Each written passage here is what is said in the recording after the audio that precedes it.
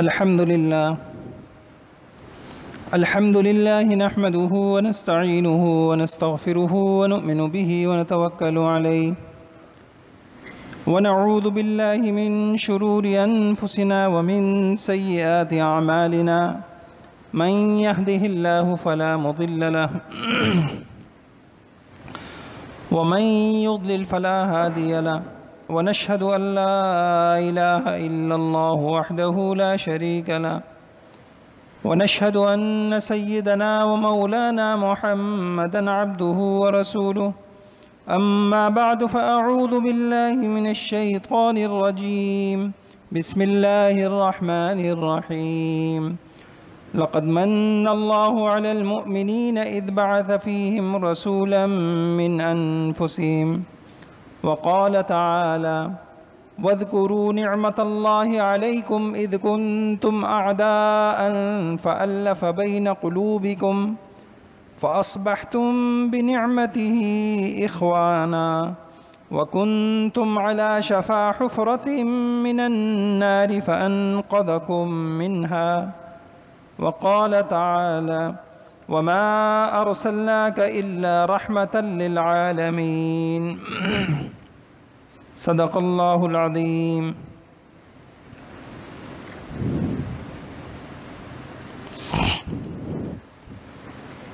میرے محترم بھائیوں بزرگوں،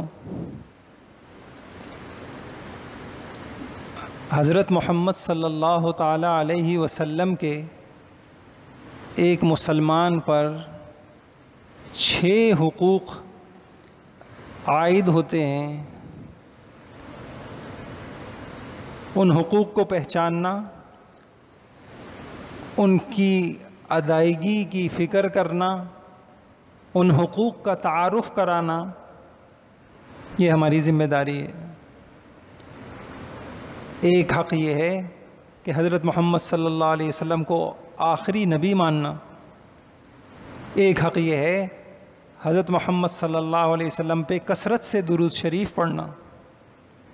ایک حق یہ ہے کہ حضرت محمد صلی اللہ علیہ وسلم کا ادب کرنا، آپ کی حدیثوں کا، آپ سے وابستہ ہر چیز کا، آپ کے شہر کا، آپ کی تعلیمات کا۔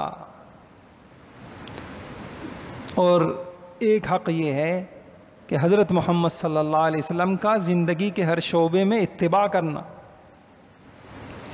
اور ایک حق یہ ہے کہ حضرت محمد صلی اللہ تعالی علیہ وسلم کی دین کی اشاعت کرنا، اس کی حفاظت کرنا، آپ کی سنتوں کو پھیلانا۔ اور ایک حق یہ ہے کہ حضرت محمد صلی اللہ علیہ وسلم سے محبت کرنا۔ بہت تفصیلی عنوان ہے۔ محبت کے علماء نے 3 بڑے سبب بیان کیے ہیں: کمال، جمال اور نوال۔ کسی سے محبت ہوتی ہے اس کی خوبیوں، اس کے کمالات کی وجہ سے، فلاں بڑے ذہین ہیں، بہت باصلاحیت ہیں، بہت خوبصورت ہیں۔ کسی سے محبت ہوتی ہے اس کی جمال، خوبصورتی کی وجہ سے، اور کسی سے محبت ہوتی ہے اس کے احسانات کی وجہ سے۔ آج میں یہ آخری عنوان عرض کرتا ہوں، اللہ تعالیٰ ہم سب کو عمل کی توفیق عطا فرمائے کہ انسانیت پر حضرت محمد صلی اللہ علیہ وسلم کے احسانات کیا ہیں اور ان کا حق کیا ہے۔ تو علماء نے لکھا ہے کہ حقیقت یہ ہے کہ جب سے حضور علیہ الصلاۃ والسلام مبعوث ہوئے اس وقت سے لے کر قیامت تک ساری کی ساری انسانیت حضور صلی اللہ علیہ وسلم کی احسان مند ہے، آپ کے احسان تلے دبی ہوئی ہے۔ دنیا کا کوئی علمی کام ہو، کوئی تعمیری کام ہو، کوئی اصلاحی کام ہو، کوئی بھی یہ نہیں کہہ سکتا کہ ہم حضور کے احسان سے سبکدوش ہو گئے۔ آپ کو یہی نظر آئے گا، سنت کی رہبریاں نظر آئیں گی، حتیٰ کہ دنیا اور انسانیت اپنے وجود میں، اپنی بقا میں حضور صلی اللہ علیہ وسلم کی احسان مند ہے۔ آپ کی دعائیں نہیں ہوتی تو آج ہم زندہ بھی نہ رہتے۔ آپ نے ایسی اللہ تعالیٰ سے دعائیں مانگ لیں، پچھلی قومیں گناہ کرتی اور عذاب آتے ختم ہو جاتے ہیں، وہ تو آپ میرے لیے آپ کے لیے اتنا رو گئے اور ایسا دعائیں مانگ گئے کہ مانگ لی دعا کہ عمومی عذاب سے میری امت ہلاک نہ ہو۔ اچھا، پھر اللہ تعالیٰ نے اس کو، یہ جو قرآن کی ایک آیت ہے وَمَا أَرْسَلْنَاكَ إِلَّا رَحْمَةً لِّلْعَالَمِينَ، ہم نے آپ کو رحمت للعالمین بنایا ہے۔ اب اس رحمت سارے عالم کے لیے، دیکھیں کتنی صریح آیت ہے کہ ساری انسانیت، سارے عالم، بر و بحر، شہر و دیہات، کالے گورے، عجمی عربی، سب کے لیے آپ رحمت ہیں۔ کوئی کافر ہے تو وہ آپ کی رحمتوں کے اثرات اس پر ہیں، کوئی سائنسدان ہے تو اس کے اوپر آپ کی رحمت کے اثرات ہیں۔ کوئی نہیں کہہ سکتا کہ حضور کی رحمت سے وہ مستغنی ہے۔ اب یہ رحمت ایک ایسا لفظ ہے جو روزمرہ اپنی زندگی میں اس کو استعمال کرتے ہیں، اس کی بہت ساری انواع ہیں، اقسام ہیں۔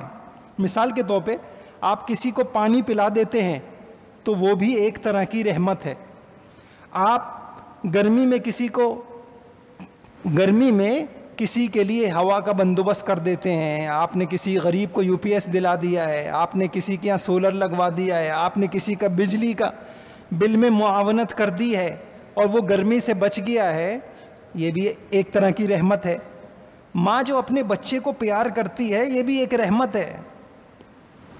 حتیٰ کہ باپ اپنے بچے کی تعلیم تربیت کے لیے بے چین رہتا ہے، اس کی فکر کرتا ہے، یہ بھی ایک رحمت ہے۔ استاد طالب علم کو پڑھاتا ہے اور اس کے لیے گھلتا ہے، یہ بھی ایک رحمت ہے۔ بھوکے کو کھانا کھلانا، ننگے کو بے لباس کو لباس پہنانا، پیاسے کو پانی پلانا، یہ سب رحمت ہے۔ حتیٰ کہ ہمیں حدیثوں سے پتہ چلتا ہے، آپ نے دیکھا کہ جانور کا بچہ جانور سے دودھ پی رہا ہوتا ہے تو جانور ایک پیر تھوڑا سا ہٹا لیتا ہے کہ وہ کہیں اس پیر سے اس کو اذیت نہ ہو جائے، یہ بھی اللہ کی ایک رحمت کا اثر ہے، یہ بھی ایک رحمت ہے۔ لیکن میرے بھائیوں، رحمت کی بھی قسمیں ہوتی ہیں، کوئی رحمت بڑی ہوتی ہے، کوئی چھوٹی ہوتی ہے۔ یہ ساری میں نے عرض کی کہ یہ رحمت ہے، لیکن اس سے بڑی ایک رحمت ہے۔ مثال کے طور پہ ایک بچہ ہے جو دم توڑ رہا ہے اور ایسا معلوم ہوتا ہے کہ بس آخری سانس ہے، موت و زندگی کی کشمکش میں ہے، ابھی ایک ہنچکی لے گا اور ماں باپ کے سامنے دم توڑ دے گا۔ ماں پریشان ہے، اس کے سامنے اس کی معصوم شرارتیں اور اس بچوں کا مسکرانا، ہنسنا، کھیلنا ساری زندگی اس کے سامنے گھوم رہی ہے، اور باپ پریشانی کے عالم میں کبھی کسی کے پاس جا رہا ہے، کبھی کسی کے پاس جا رہا ہے۔ اتنے میں ایک طبیب حاذق، ایک ماہر طبیب آتا ہے اور کہتا ہے کہ آپ گھبرائیے مت، آپ ٹینشن نہ لیں، میں نے مریض کو دیکھ لیا ہے اور یہ نا امید ہونے کی ضرورت نہیں ہے، علاج ہو جائے گا۔ وہ علاج شروع کرتا ہے اور کچھ ایسی دوا پلاتا ہے کہ اللہ کے فضل سے ایک دم اثرات ظاہر ہونے جاتے ہیں، بچہ آنکھ کھول دیتا ہے۔ اب ذرا تصور کیجئے، یہ بھی ایک رحمت ہے، لیکن پچھلی ساری رحمتوں سے بڑھ کر ہے۔ کیوں؟ ایک پورے خاندان کے اوپر اس کے اثرات ظاہر ہوئے ہیں، ایک سارا کا سارا خاندان، ایک فیملی جو ایک کشمکش میں تھی اور نا امیدی کے اندر تھی، ایک پریشان تھی، مایوسی میں تھی، اس طبیب حاذق نے ان کے اوپر جو ہے احسان کر دیا، یہ بھی ایک رحمت ہے۔ ایک نابینا ہے، وہ چلا جا رہا ہے اور سامنے کوئی خطرناک نالا ہے اور اس کو کچھ اندازہ نہیں ہے، وہ نابینا اس میں گرنے لگتا ہے، اور اتنے میں ایک آدمی فرشتہ صفت انسان آتا ہے اور آ کے اس نابینا کا ہاتھ پکڑ لیتا ہے، یہ بھی ایک رحمت ہے، لیکن گزشتہ رحمتوں سے بڑھ کر ہے۔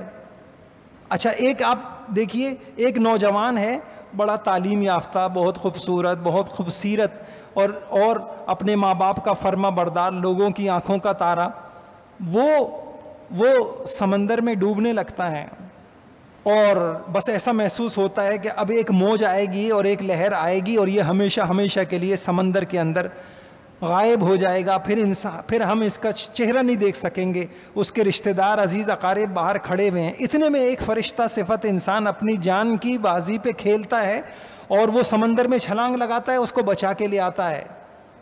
یہ بھی ایک رحمت ہے، لیکن پورے خاندان کے اوپر یہ رحمت ہے۔ اب ذرا تصور کیجئے میرے بھائیوں، جاہلیت کے اس دور کا آپ تصور کیجئے جس وقت کوئی ایک ملک نہیں، کوئی ایک قوم نہیں، پورا کا پورا معاشرہ، پوری کی پوری انسانیت اخلاقی انحطاطی بگاڑ کے اندر تھی.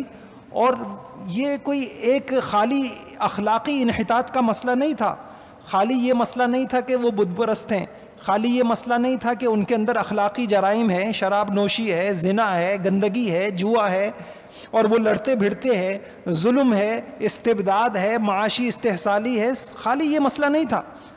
اور صرف یہ مسئلہ نہیں تھا کہ کچھ سنگدل ایسے بھی تھے جو اپنی معصوم بچیوں کو زندہ درگور کر دیا کرتے تھے. علماء نے لکھا مسئلہ صرف اتنا نہیں تھا دور جاہلیت میں، مسئلہ یہ تھا انسان انسانیت کو خاک میں ملا رہا تھا، پوری نسل انسانی زندہ دفن ہونے کے قریب تھی، انسان کا شکاری بن گیا تھا، انسانیت فراموش ہو گئی تھی. انسان اپنی سفلی اور جنسی خواہشات کو ایسا اس نے اپنا مقصود زندگی بنا لیا تھا کہ زندگی کا جو اصل مقصد ہے، پوری کی پوری انسانیت اس مقصد کو بھول چکی. کیوں دنیا میں آئے تھے، کہاں جانا ہے، کیوں بھیجا گیا تھا، مقصد کیا تھا ہمارا، آخر جانا کیا ہے، پھر کیا ہوگا، انسانیت اس مقصد کو بھول چکی تھی. علماء نے لکھا کہ ان کے سینے کے اندر انسان نئی بھیڑیوں کے دل فٹ ہو گئے تھے، اور نوعیت کچھ اس طرح کی تھی جیسے آپ دیکھیے ایک کمزور سا انسان اگر کسی محلے میں پاگل ہو جائے اس کو سنبھالنا مشکل ہو جاتا ہے، اس کے خطرات سے بچنا مشکل ہو جاتا ہے. یہاں مسئلہ کسی انسان کے ایک فرد کا نہیں تھا، پوری انسانیت ایک جنون کا شکار ہو گئی تھی. ایک دیوانے تھے، دیوانگی تھی، ایک جنون تھا، پاگل پن تھا. کچھ سمجھ میں نہیں آتا تھا کہ نہ مرد نہ عورت نہ امیر نہ غریب وہ ساری اخلاقیات کو کھو بیٹھے تھے.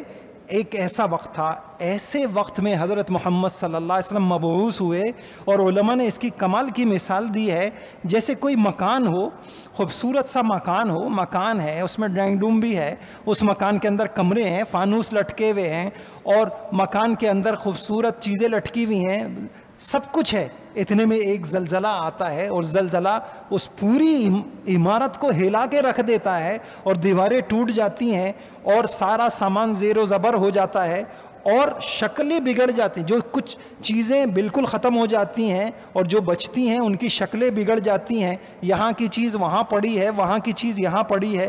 بس آپ یوں سمجھیے حضرت محمد صلی اللہ علیہ وسلم تشریف لائے، اس وقت انسانیت کے پاس کوئی چیز نہیں تھی، ایسی فنا تھی، عدم تھا، ایسا بگاڑ تھا، فساد تھا، ایسی خرابیاں تھیں کہ ہر چیز اپنی جگہ سے ہل چکی تھی، اور ہر چیز جو ہے وہ ختم ہو چکی تھی.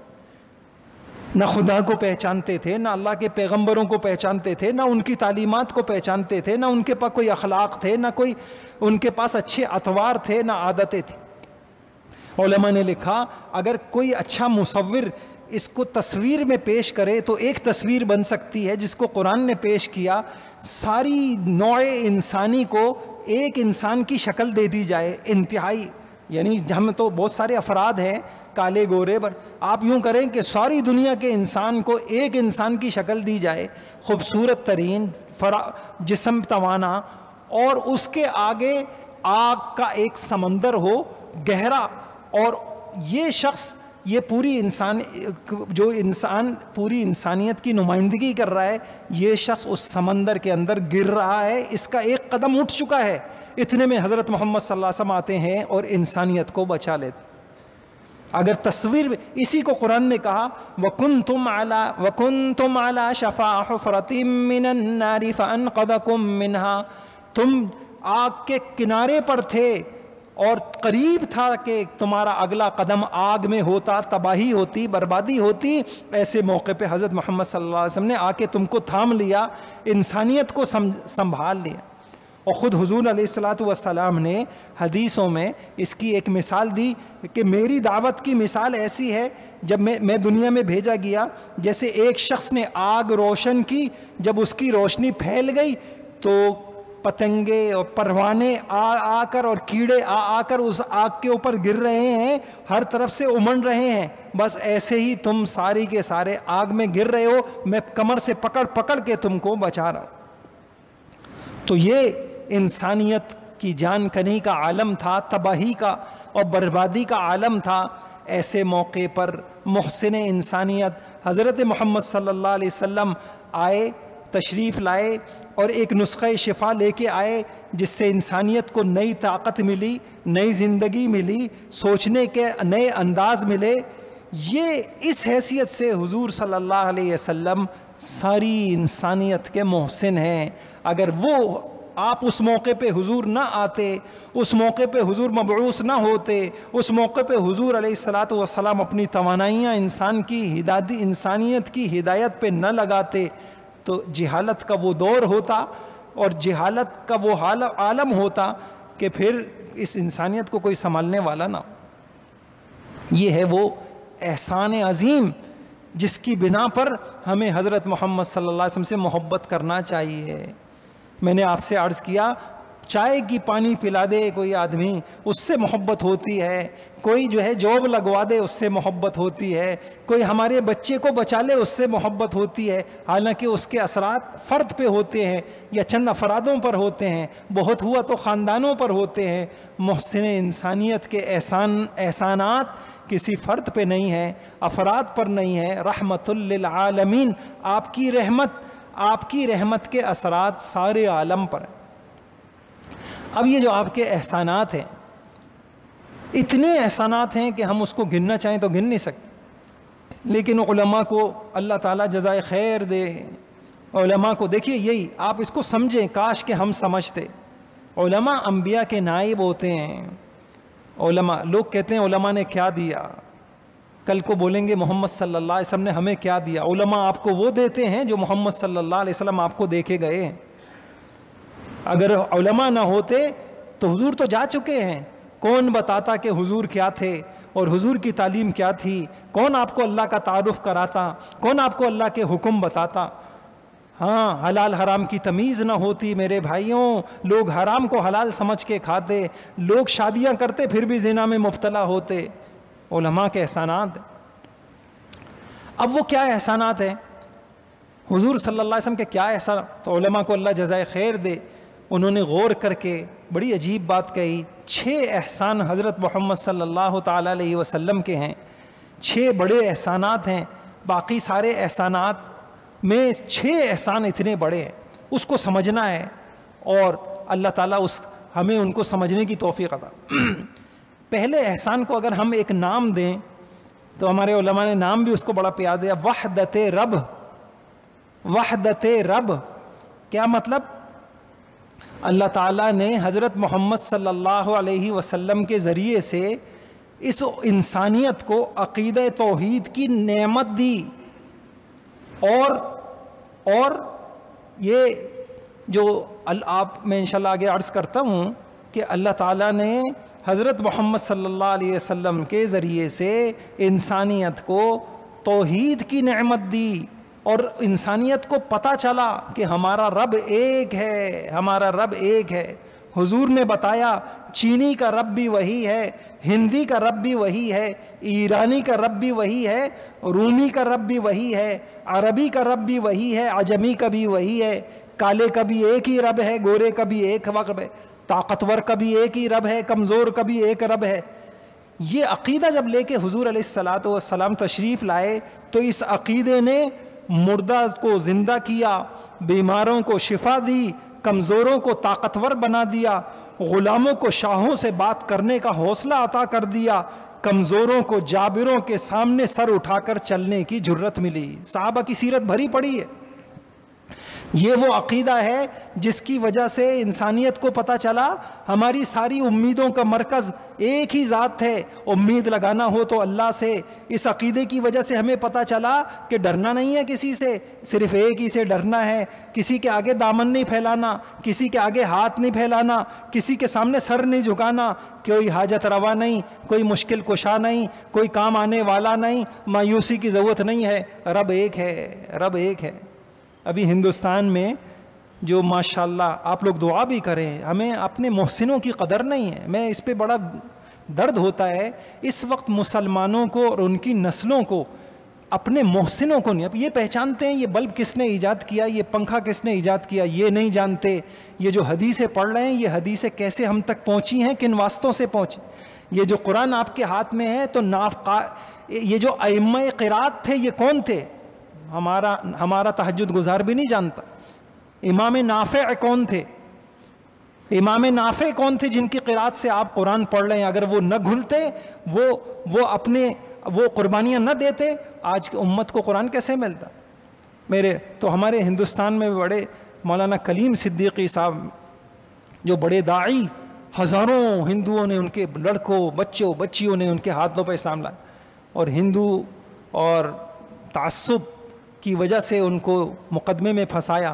تو میں نے ان کا ایک چھوٹی سی بات ان کی سنی، میں نے کہا دیکھیں حضرت محمد صلی اللہ علیہ وسلم نے ہم کو یہ عقیدہ توحید دے کے آپ یقین جانیں یہ جتنے لوگ ڈپریشن میں ہیں اللہ ہم سب کی حفاظت فرمائے۔ اگر عقیدت ہماری ساری مشکلات کا، ڈپریشن کا حل عقیدہ توحید ہے، اللہ ہے نا۔ اب میں ان کا بیان سنا، ایسی تازگی ملی، اتنا سا ایک کلپ ہے، ان کو پکڑ کے لے جایا جا رہا ہے، ساری عمر کی قید سزا دی جا رہی ہے، اور وہ دوسروں کو تسلی دیتے ہوئے یہ کہہ رہے ہیں گھبرانے کی ضرورت نہیں ہے۔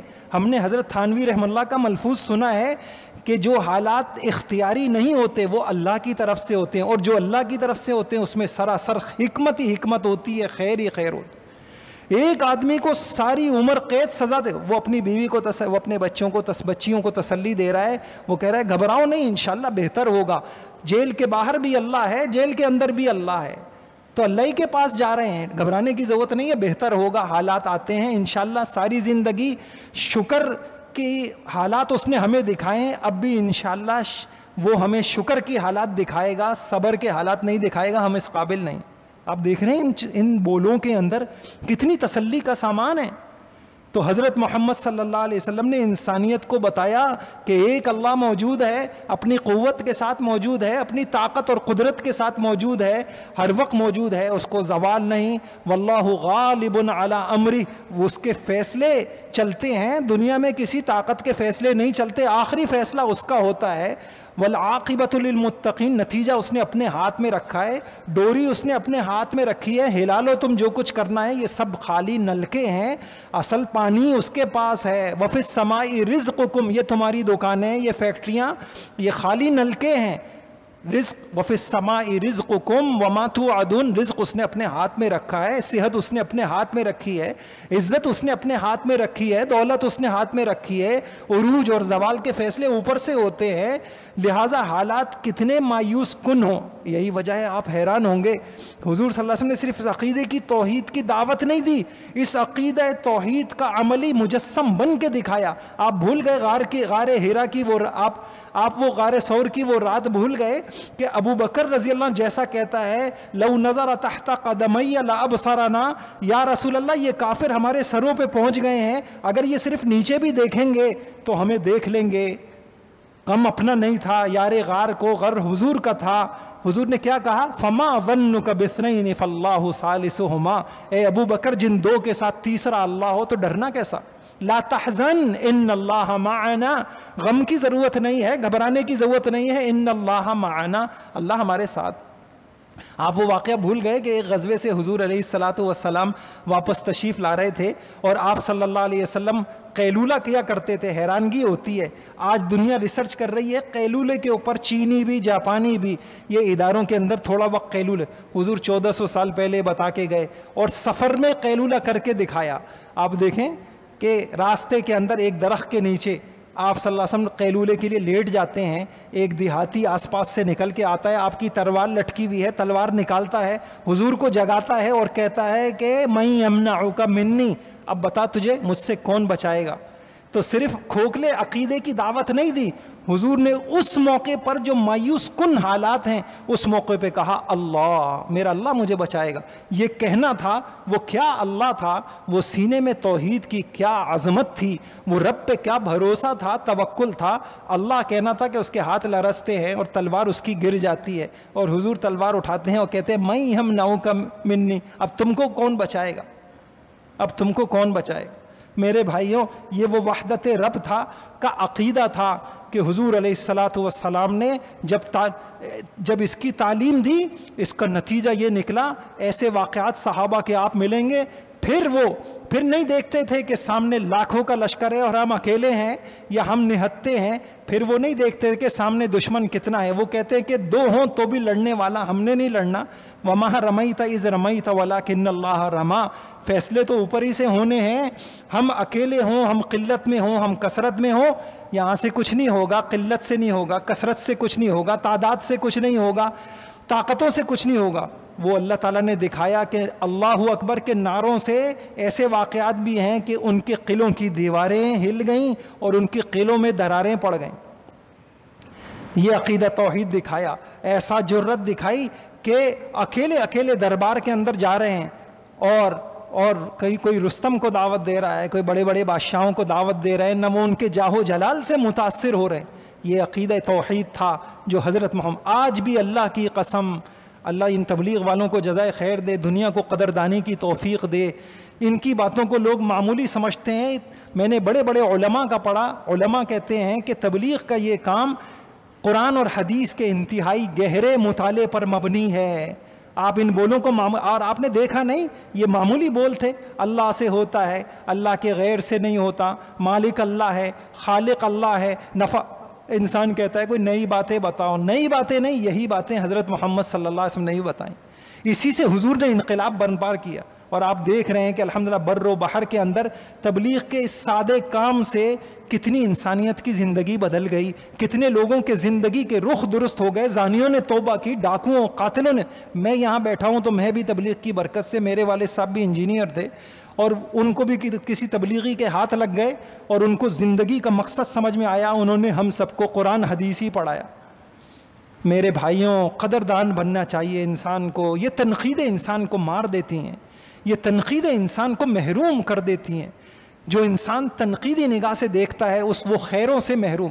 جو ذکر والوں پہ تنقید کرتا ہے، اللہ اس کی نسلوں کو ذکر سے محروم کرتے ہیں۔ جو علماء پہ تنقید کرتا ہے، اس کی نسلوں کو قرآن حدیث سے اللہ محروم کرتا ہے۔ جو تبلیغ پہ تنقید کرتا ہے، اللہ اس کی نسلوں کو خیروں سے محروم کر۔ اللہ مجھے بھی توفیق دے، آپ کو بھی توفیق دے، ہمیں قدر دے۔ تو میں یہ عرض کر رہا تھا کہ حضرت محمد صلی اللہ علیہ وسلم کو توحید کا عقیدہ آپ نے دیا۔ انسانیت جن کو اپنی ذہانت پہ، اپنے فلسفوں پہ بڑا ناز تھا، ہم بڑے ادیب ہیں، ہم بڑے سیاسی ہیں، ہم نے تو بڑے بڑے ملکوں کو غلام بنا لیا، پہاڑوں کے جگر کاٹ کے ہم نے دریا بہا دیے، اور ہم نے تو دریاؤں اور فضاؤں کو مسخر کر لیا۔ اس انسانیت کا عالم یہ تھا کہ وہ پتھروں سے ڈرتا تھا، یہ ہمارا بت ہے، یہ ہمیں کچھ کر دے گا۔ آپ قرآن پڑھیں گے نا تو انبیاء کو دھمکی دیتے تھے، ان نقول الا اعتراک بعض آلہتنا بسوء، اے نبی تم کو ہمارے یہ بت کچھ کر دیں گے۔ تو انسانیت جس کو اللہ نے ذہانت دی، فطانت دی، سمجھ دی، اس کا حال اتنا پست ہو چکا تھا، اپنے بنائے ہوئے پتھروں سے وہ ڈرتا تھا۔ آج بھی انسان سیاروں سے اور ستاروں سے ڈر رہا ہے اور کہہ رہا ہے کہ یوں ہو جائے گا تو یوں ہو جائے گا، اس پتھر کی یہ تاثیر ہے، یہ انگوٹھی پہنوں گا تو یوں ہو جائے گا، فلاں ہو، یہ نام ہمارے اوپر بھاری پڑے گا۔ یہ ہماری عقیدہ توحید ہے، یہ نام رکھ دیا تو یوں ہو جائے گا، وہ کر دیا تو یوں ہو جائے۔ جو اللہ سے نہیں ڈرتے میرے بھائیوں، وہ کھائیوں کے اندر، گہرائیوں کے اندر ایسے ہی گر جاتے ہیں۔ وہ انسان جس کا یہ عالم تھا، وہ صرف چاند سورج ستاروں سے نہیں، کیڑے مکوڑوں سے ڈرتا تھا اور ان کے سامنے سجدہ ریز ہو جاتا، جنوں سے ڈرتا، شیطانوں سے ڈرتا۔ کائنات کے آقا تشریف لائے، انسانیت کو توحید کا عقیدہ سکھایا، سیدھی راہ بتائی، اور کیا بتایا؟ اب میں قرآن کا خلاصہ بتاتا ہوں۔ تمہارا رب ہے، وہی تمہارا رب ہے، تمہارے باپ دادا کا بھی وہی رب ہے، نہ اس کی اولاد ہے، نہ اس کا کوئی شریک ہے، نہ اس کا کوئی مددگار ہے۔ زمین آسمان اس نے پیدا کیا، آسمان برج چاند ستارے اس نے پیدا کیے، زمین کو قرار گاہ، آسمان کو چھت اسی نے بنایا، اس سجدہ اسی کو کرنا چاہیے۔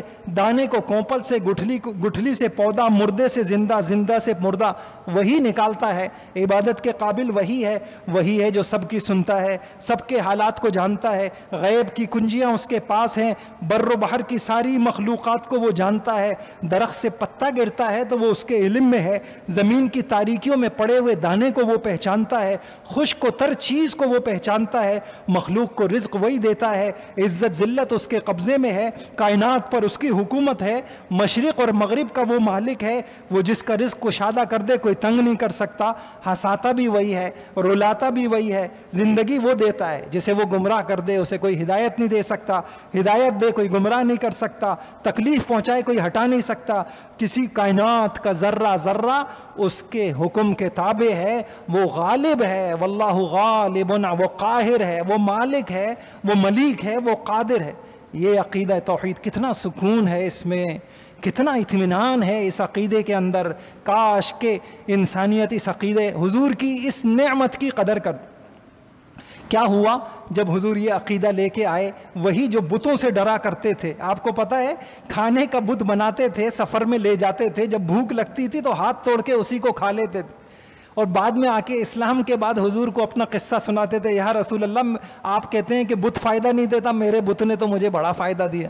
کیا فائدہ دیا؟ کہا سفر میں لے گیا تھا اور میں آٹے کا بت بنا کے لے گیا تھا، کھانے کو کچھ نہیں تھا، موت سامنے نظر آئی، میں نے اپنے خدا کا ہاتھ توڑا، ہاتھ کھا گیا، مزید بھوک لگی، ٹانگ کھا گیا، میں تو اپنے خدا کو کھا گیا، میرے خدا نے، میرے بت نے تو مجھے بڑا فائدہ دیا۔